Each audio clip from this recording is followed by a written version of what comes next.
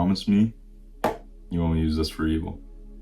My name is Peyton, and today we're going to be talking about the dark side of the law of attraction and how you can use it to manifest with little to no effort. Let's go.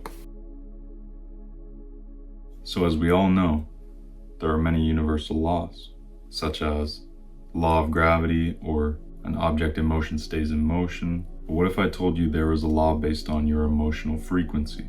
This is called the law of magnification. Have you ever been having a bad day? No matter what you do, things just keep getting worse, and it feels like the world's against you? It's because in that moment, you're actually your own worst enemy. You are actually manifesting 24/7, and you can blame this bad day you're having on the law of magnification. This law states that the universe will seek to magnify whichever emotional frequency you are putting out in that moment. Your current environment is the exact average of all your emotional frequencies in your life combined. In the same way that you are the exact average of every choice you've made, and in the same way that every choice you've made has led you to this video. Just want to pause quickly and say thank you for getting me to 1,000 subscribers and for all the positive comments I've gotten this week. I really appreciate it. Thank you guys. So if you've ever felt like, oh, the universe is punishing me, that's false, because that's not how the universe thinks.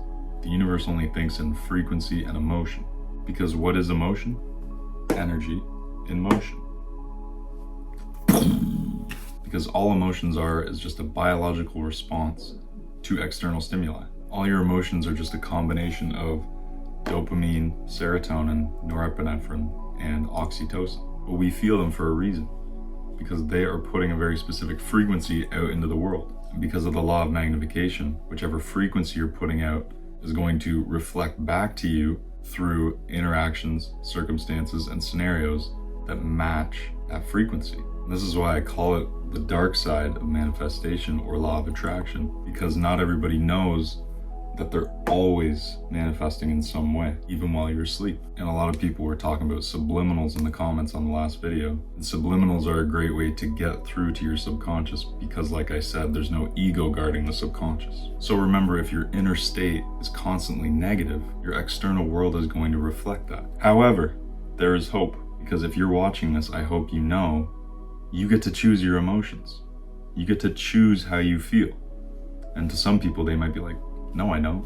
I don't choose how I feel. Yes, you can. Because it's all about how you look at life. And my favorite technique is visualization through SATs. Because when we visualize, we are generating those strong emotions that penetrate into our subconscious mind, which is then being put out as a frequency. And I feel like people underestimate the power of the subconscious mind. Subconscious mind is running 24/7. It makes up of over 99.9% of our brain power every day. That's because everything is just made of particles that are vibrating at a certain speed, which gives off a frequency on the visible light spectrum and allows us to see it. And our brains are just really good receptors. So hopefully you learned something today.